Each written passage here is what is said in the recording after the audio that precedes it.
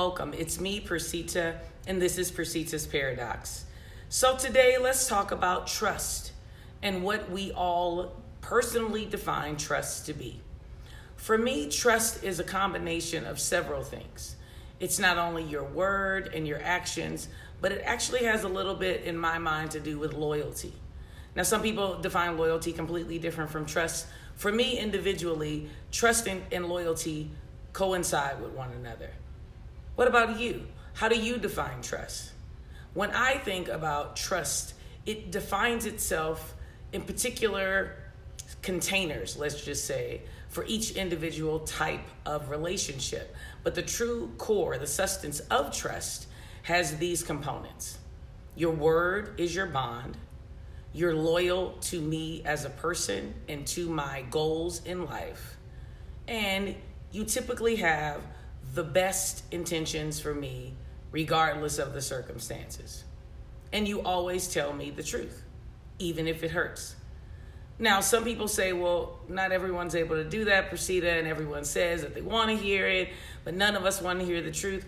For me, actually, I prefer the truth. If you're going to hurt my feelings, I prefer you hurt my feelings up front, right? I mean, why take me through all of this emotional roller coaster of you trying to determine what exactly I would believe and how I'm going to take it, and if I'm going to get angry. I mean, if I'm going to get angry, I'm going to get angry anyway. So if you tell me at the top or you tell me at the bottom, the anger will not be different. So I always try to tell anyone that I'm trying to build a relationship with or sustain a relationship with that trust is everything. But I realize I say loyalty more than I say trust because I have a hard time in unloyal people. I'm an extremely loyal person, probably to fault, but I absolutely have a tendency to put my type of loyalty on other people, to assume that they would just naturally give me that loyalty back. Now, through the years, I've learned that loyalty and trust for people are not the same. So I have now come up with a little system that I identified to say, I'm going to use this as a checklist. The funny part about me identifying as a checklist, I started the checklist when I was looking for a car. I was in the market to buy a new car. And I noticed that I was super specific about the type of features that I wanted on my car, right? I wanted air, I wanted leather, I wanted cooling seats, I wanted sunroof. I was super specific, and I noticed I wouldn't waver about buying a car without those specific attributes in them. Then I started to recognize that in my life, I'm not quite that demanding. That was the most interesting epiphany I think I had ever thought of in my life at the time. Why is it that we are super duper identifiable with specific attributes or amenities on a car, and we won't waver to buy a car that does not have those things on it? But when it comes to people and things in our lives, we waver all the time. We are well aware that a person is not able to give us something. And we know it because when we met the person didn't have those attributes. But for whatever reason, we still then allow the person in, we give them our trust, and then we assume that somehow, some way, they're just going to be able to give us something that they clearly stated and shown from the very beginning that they didn't have. Well, think about it from the angle of the car. When you buy a car, most of the things that you want on the car have to already be equipped on the vehicle. There are very few things in an automotive world that you can put on after purchase. Most of those things that you can put on after purchase also cost way more than you're willing to pay for them if they were included as a feature. You get it? But we go into understanding that clearly. Now, if I said the exact same thing, meaning I know this person, the person has shown me in many different ways what they're about, how they move, how they function, if their word is about something, if it isn't, and I will still know all those things and allow the person in. And then when I say back to myself, well, I can't believe that they weren't loyal or trustworthy to me, I almost have to slap myself. Because what part of me didn't understand that the person had never had the features, quote unquote, to start? I propose that you use the same type of checklist. We have to vet our friends a little bit better. Why do I say that? because we understand that to surround ourselves around people who do not have what we need is insane. Now, you're going to always interact with people across the board. That's not the body of people that I'm referring to.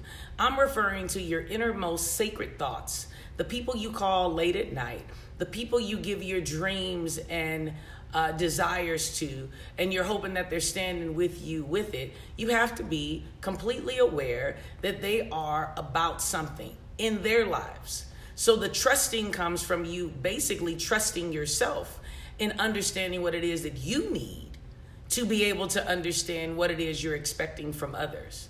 Truth is everything. Telling the truth is everything. I don't want people around me who want to sugarcoat my life. I don't want anyone around me who cannot tell me the hard stuff. If you have someone in your life that you consider a friend and they don't hold you accountable because they're not accountable in their own lives, you really have to vet them better. If you know that this person is not doing what they need to do in their home life, how exactly are they going to treat you any different? If you know that they're not taking care of themselves right, how exactly are you going to expect them to do anything different from you? Typically, we trust people out of this fear of feeling like, well, I don't want to tell myself that I'm better than them. This has nothing to do with being better than anyone. This is the simple fact of, like I said, about the vehicle. If you are desiring a certain type of car and you want certain features on it, and you're not gonna buy that car unless it has those features on it, think the exact same way when it comes to your goals and your dreams and the destiny that you have proposed for yourself, and understand that if the person does not have the amenities and attributes that you need to assist you to get there, you have to be just as bullheaded and ridiculous and demanding in regards to that. That's the crazy part. It is not about anything more than marrying yourself for the hard stuff, the stuff that's going to fuel you to the next level, who you individually surround yourself with and collectively surround yourself with to get to your goal. Trust people who are trustworthy. But the funny thing about even making that statement is you actually have to be trustworthy yourself to even attract trustworthy people. So the other part of that story is, how trustworthy are you? Are you able to do any of the things that I just stated to your friends? Would your friends identify you as the friend that they know that's going to give them the truth? Or are you the friend that sugarcoats it? Or are you the opportunist? Or do you play the manipulation game? What exactly are you doing to then forfeit your right to say, I'm expecting something back? It's a very interesting, deep scenario. But as I said, trust and loyalty for me, they go hand in hand. Because if I can trust you, I know that you're also going to be loyal to me. Why do I say that? If you have a friend and the friend comes back and tells you, so-and-so said this about you, the first question I usually ask the person who's telling me the gossip is, why do they feel comfortable to say it to you?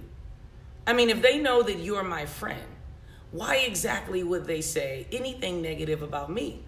Because if they said something negative about you to me, I would have stopped them in their tracks.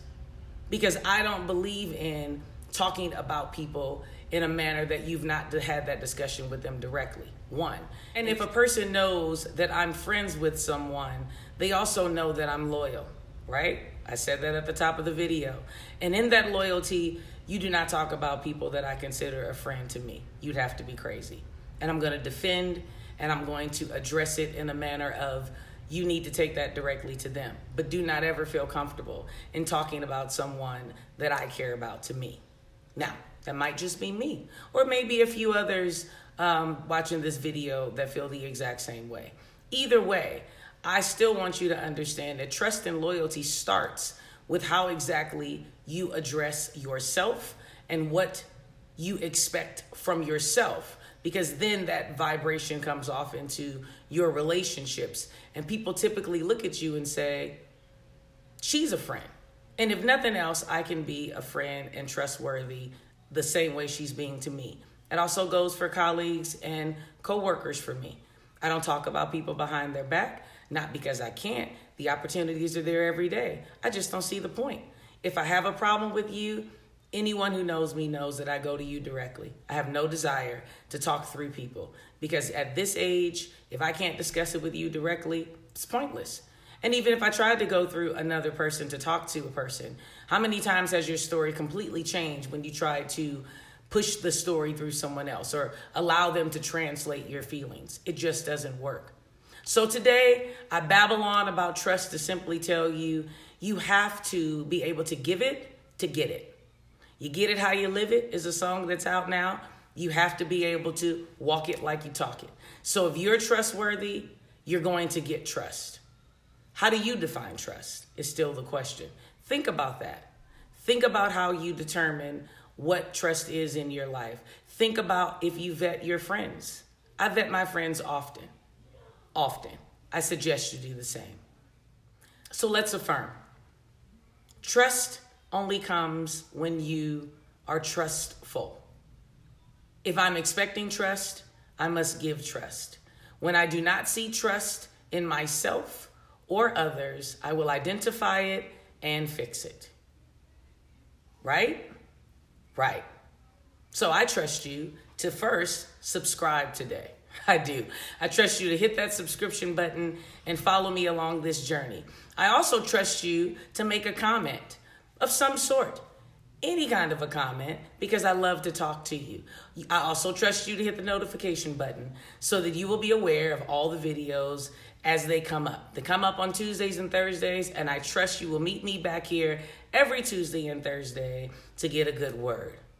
Will you do that for me? Of course you will, because you are trustworthy, and so am I. Today, have a great rest of your day. Enjoy the process, people. Make sure that you're smiling at yourself first. Wake up in a positive manner, looking at yourself, knowing that today is going to be a great day, not because of anything more than you chose for it to be that way. So keep on trucking, do what it takes to make it, and do what? Live life authentic. Have a blessed day.